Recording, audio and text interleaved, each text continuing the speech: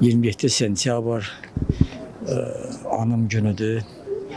İlk növbədə mən demək istəyirəm ki, bütün cəmi Azərbaycan şəhidlərinə Allah rəhmət eləsin, onları Kərbəla şəhidləri ilə məşhur eləsin.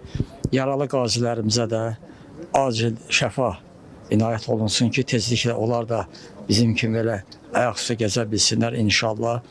Müzəffər ordumuzun dəmir yumruq altında əməliyyat keçirtdi və bu mənfur erməniləri yerində otuzdurdu inşallah.